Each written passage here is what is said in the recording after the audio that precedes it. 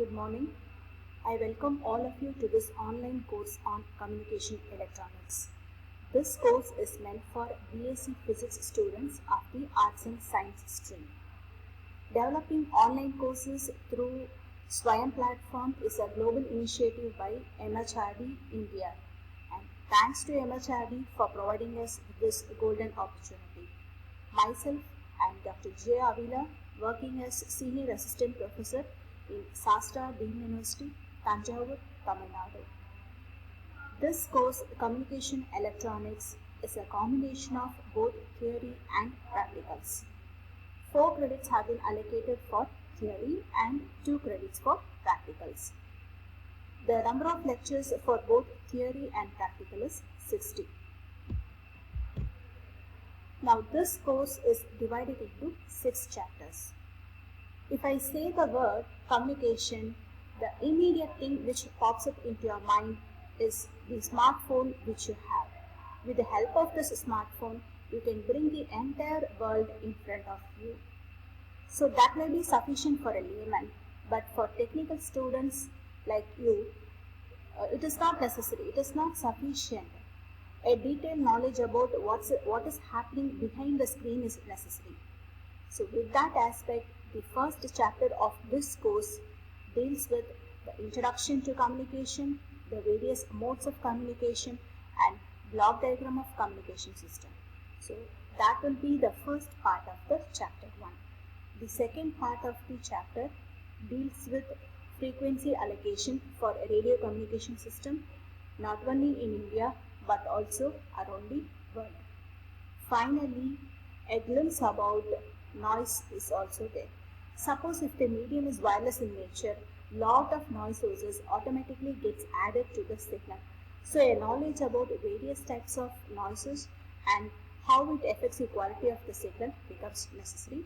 So the last portion is concept of noise. This is the first chapter, and moving on to the second chapter. The second chapter deals with analog modulation. So modulator is one of the important block in the transceiver of communication system.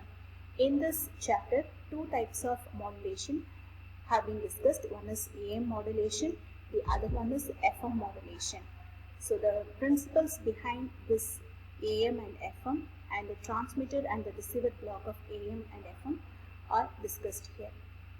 Finally, this chapter ends with a comparative study about AM and FM along with its application.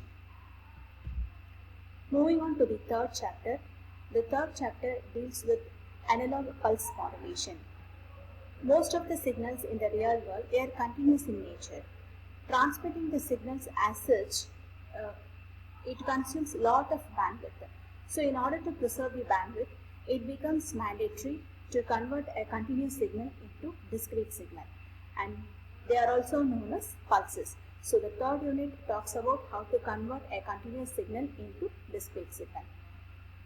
And after converting the continuous signal into pulses, the next step is to digitize this, and it is the fourth chapter which deals with that.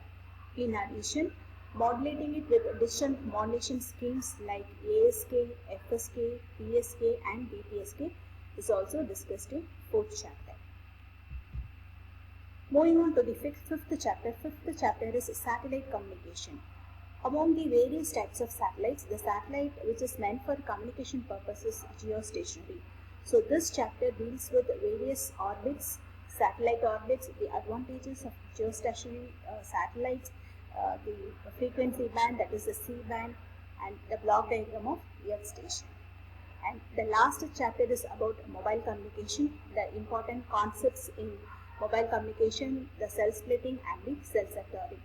In addition, the data stored in SIM, like what is SIM, what is the data stored in SIM, the importance of IMEI number is also discussed here. And finally, the last portion of this chapter is a discussion about various types of generations starting from 2G to 4G. So this is the theory part. Moving on to the communication electronics lab. So totally there are 10 experiments. These experiments can be broadly classified into 2 parts. One is the analog part, the second one is the digital part.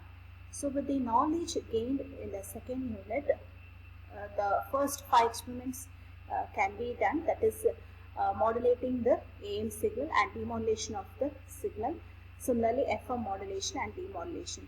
With the knowledge gained in the 3rd and 4th chapter, the remaining experiments can be carried out. That is study about PAM, PPM, PWM and digital modulation schemes like ASK, FSK and PSK.